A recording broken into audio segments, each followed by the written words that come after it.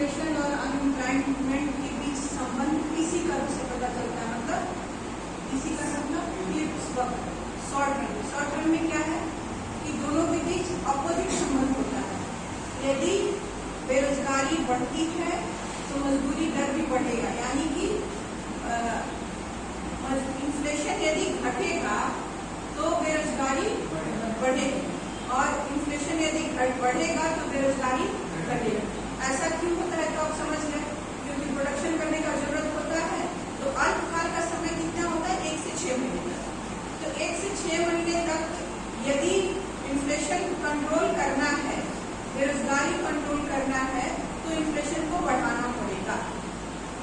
इसीलिए सरकार जब मौद्रिक नीति और राजकोषीय नीति दोनों के सहयोग से जब इन्फ्लेशन कंट्रोल किया जाता है, तो उस समय सरकार बेरोजगारी कंट्रोल करने के लिए इन्फ्लेशन जनरेट करती है। जानबूझकर कैसे जनरेट करती है कि वस्तुओं को गोदाम में रख दिया जाता है तब तक जब तक उसका दाम नहीं बढ़ जाता। कुछ वस्तुओं को सडनली बंद कर दिया जाता है। अभी वर्तमान समय में सरकार क्या करती है कि वस्तुओं को निर्यात कर देती है अपने यहाँ से सीधे। तो निर्यात कर दी तो उसको विदेशी मुद्रा मिला, ठीक है, उसका विकास हुआ और मार्केट में, डोमेस्टिक मार्केट में महंगाई जनरेट हो गया।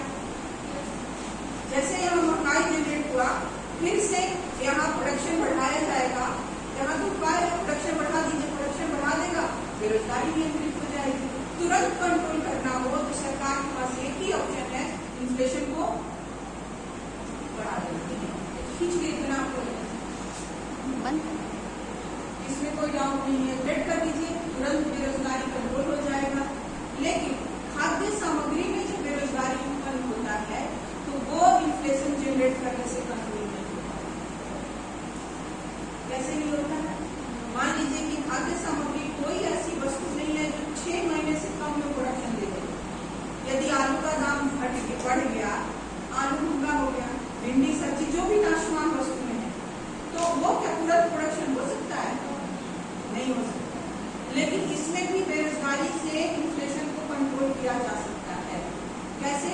कि सरकार ने व्यवस्था किया है फ्री में, यदि आप इंटरनेशनल ट्रेड करते हैं तो, डोमेस्टिक ट्रेड करते हैं तो आप अपने वस्तुओं को उसके भंडार गृह में सुरक्षित रख सकते हैं। ठीक है, इंटरनेशनल ट्रेड करते हैं तो कौन सा कंपनी करता है जी?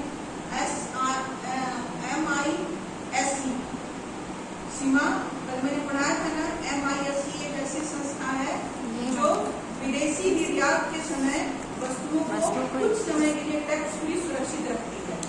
उसी तरह डोमेस्टिक मार्केट में भी सरकार भंडार गृह बना के देती है किसानों को कि आप अपने वस्तुओं को शीत गृह जिसको बोलते हैं, इसमें सुरक्षित रख सकते हैं। अब मान लीजिए कि टमाटर का दाम बढ़ गया, टमाटर का दाम बढ़ गया यानी टमाटर का मांग बढ़ गया और मार्केट में उसकी सप्लाई घट गई, ठीक है, तो जो होलसेलर है उसको सरकार 2 लेबर इंक्लूड करेगी और गोडाउन से सामान पहुंचाएगी मार्केट में। तो 2 आदमी को 24 आवर के लिए इमीडिएट नौकरी मिल जाता है, ठीक है, कि आप वहां से सामान ले आए। अब बड़ा बड़ा दुकान देखे होंगे, आप साड़ी को सामान खरीदने जाते हैं, आप कोई चीज पसंद करते हैं, उसके पास नहीं रहता तो एक लेबर उसके पास रहता है, उसको बोलता है चलो गाड़ी खाओ, गोदाम से लेके आओ। उसका काम खाली यही है कि वो गोदाम से सामान लेके आएगा।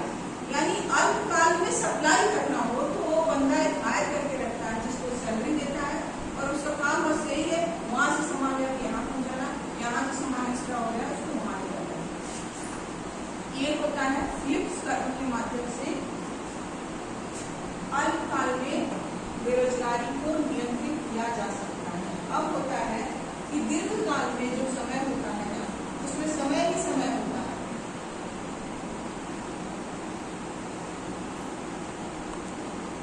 और कोई भी प्रदूषण दीर्घकाल में बहुत देर तक महंगाई को बर्दाश्त नहीं करता, करेगा।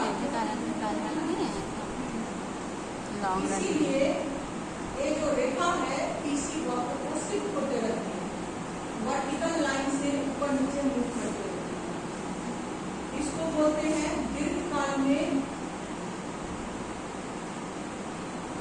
किसी भी समय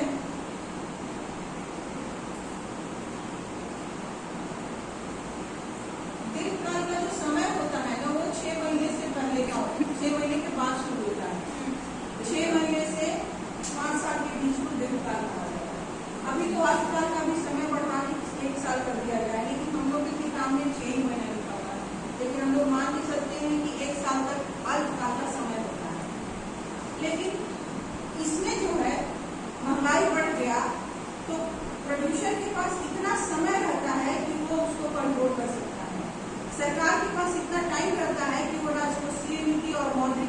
दोनों को फॉलो करके बेरोजगारी को नियंत्रित कर सकते हैं।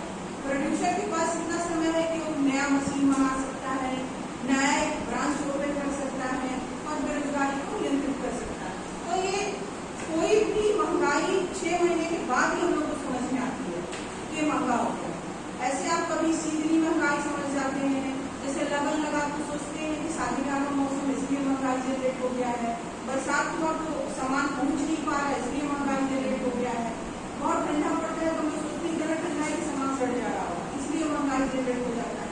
जबकि महंगाई जनरेट होने का जो सिस्टम है वो सिस्टम के थ्रू ही काम करता है, क्योंकि ये सब महंगाई उत्पन्न करने का कारण है प्राकृतिक आपदा आ गया, बाढ़ आ गया, भूकंप आ गया, कुछ ऐसी घटना घट गई जिससे सप्लाई नहीं हो पा रहा है तो महंगाई जनरेट हो जाता है।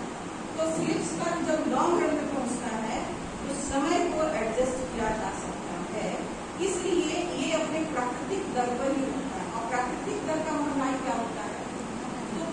तो फुल एम्प्लॉयमेंट किसी भी अर्थव्यवस्था में नहीं होती है ना।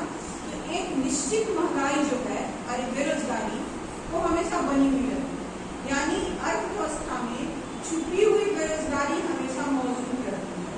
और यदि अर्थव्यवस्था में इन्फ्लेशन नहीं रहे तो इकोनॉमी का विकास नहीं हो सकता, क्योंकि इन्फ्लेशन नहीं रहेगा तो डिमांड नहीं बढ़ेगा ना, डिमांड नहीं बढ़ेगा तो सप्लाई नहीं बढ़ेगा। तो जिस इकोनॉमी में इन्फ्लेशन नहीं है वहाँ डेवलपमेंट नहीं हो सकता है। इसलिए इन्फ्लेशन बनाए रखने के लिए बेरोजगारी बनाए रखना जरूरी है।